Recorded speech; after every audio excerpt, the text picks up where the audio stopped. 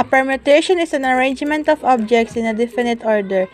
The members or elements of sets are arranged here in a sequence or linear order. For example, the permutation of set A is equal to 1 and 6 is 2, such as 1 and 6, 6 and 1. As you can see, there are no other ways to arrange the elements of set A.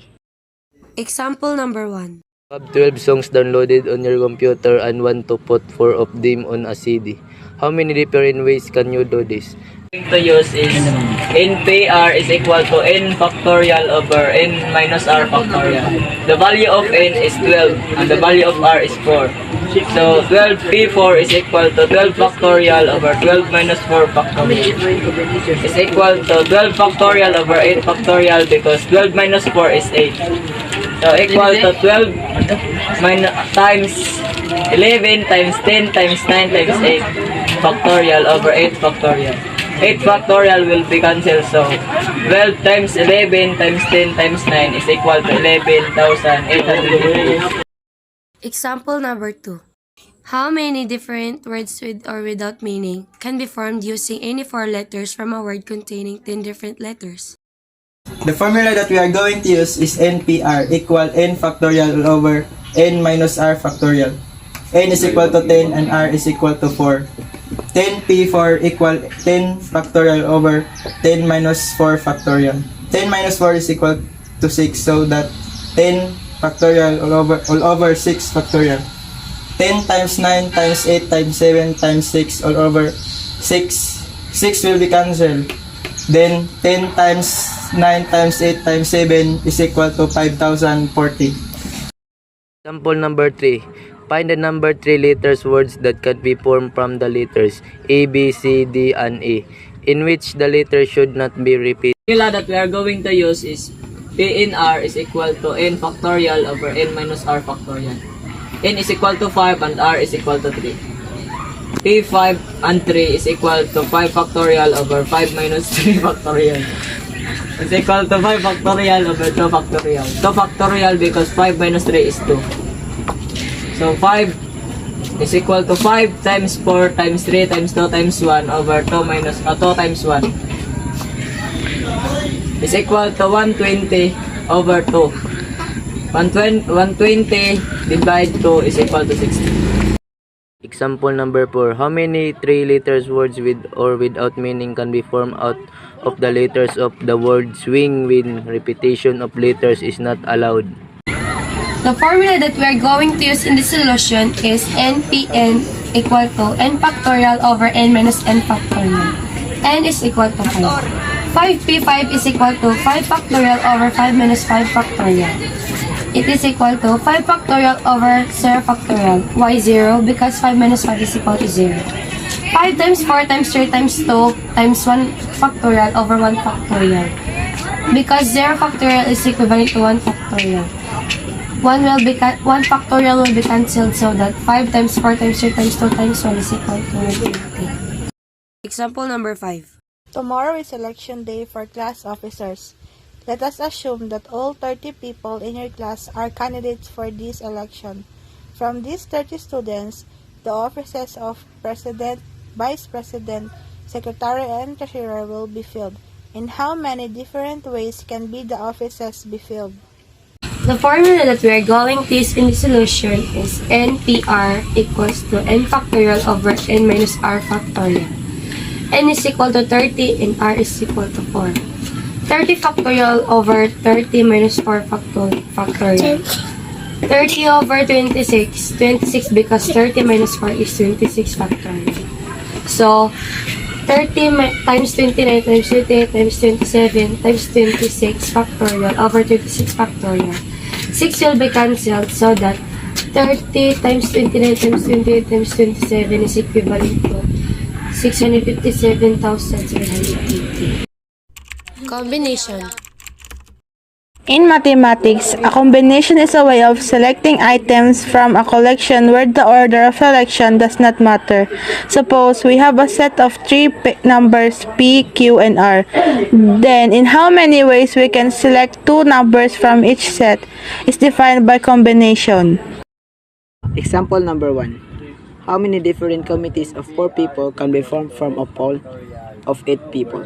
The formula that we're going to use in this solution is C n r is equal to n factorial over r factorial n minus r factorial.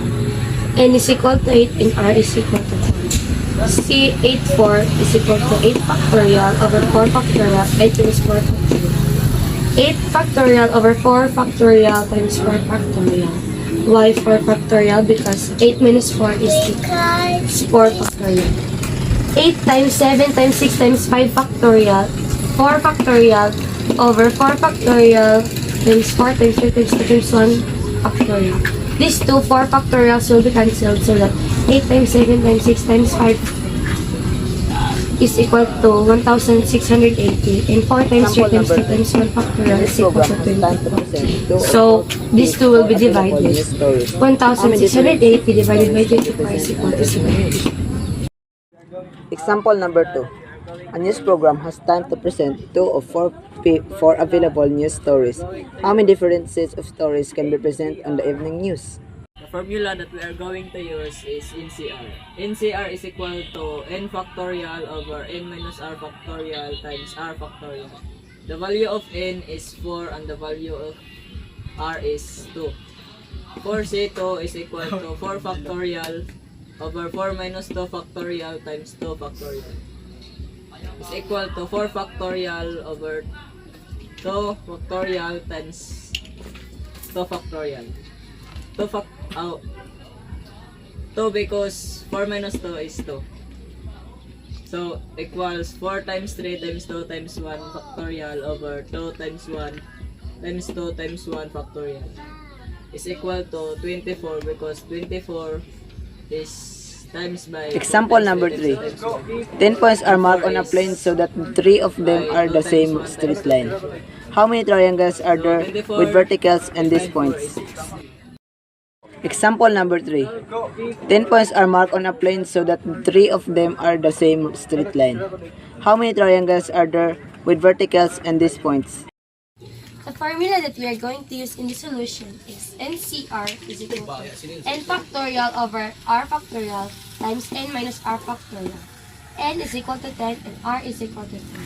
10C3 is equal to 10 factorial over 3 factorial times 10 minus 3 factorial. 10 factorial over 3 factorial times 7 factorial. 7 factorial because 10 minus 3 is equal to 7. So, 10 times 9 times 8 times 7 factorial is over 3 times 2 times 1 times 7 factorial. These two 7 factorials will be cancelled. So, 10 times 9 times 8 is equal to 720. And 3 times 2 times 1 is equal to 6. 720 over 6 is equal to 20. Example number 4. Suppose an English class consists of 15 students, but only 12 attend on any given day. Each day, the instructor takes attendance. How many ways can attendance look at in this class? The formula that we are going to use is NCR equal n factorial over r factorial times n minus r factorial. 15C12 equal 15 factorial over 12 factorial times 15 minus 12 factorial is equal 15 factorial over 12 factorial and 3 factorial. 15 times 14 times 13 times 12 factorial over 3 times 2 times 1 times 12 factorial.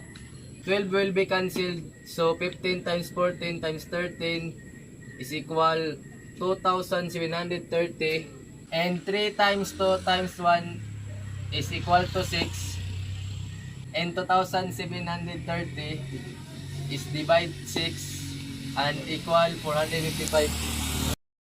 Example number 5. There are 6 questions in Elizabeth's AC test. She only needs to answer 2 of them. She can choose any 2 that she wants. How many different combinations of 2 test question can Elizabeth answer? The formula that we're going to use in this solution is NCR is equal to n factorial over r factorial times n minus r factorial. N is equivalent to 6 and r is equivalent to 2. 6CR is equal to 6 factorial over 2 factorial times 6 minus 2 factorial. 6 factorial over 2 factorial times 4 factorial. 4 factorial because 6 minus 2 is 4. So, 6 times 5 times 4 factorial over 2 times 1 times 4 factorial. 4 will be cancelled, so 6 times 5 is equal to 30, and 2 times 1 is equal to 2. 30 divided by 2 is equal to 50. Permutation and combination are the ways to represent a group of objects by selecting them in a set and forming subsets. It defines the various ways to arrange a certain group of data. When we select the data or objects from a certain group, it is said to be permutation, whereas the order in which they are represented is called combination. Both concepts are very important in mathematics.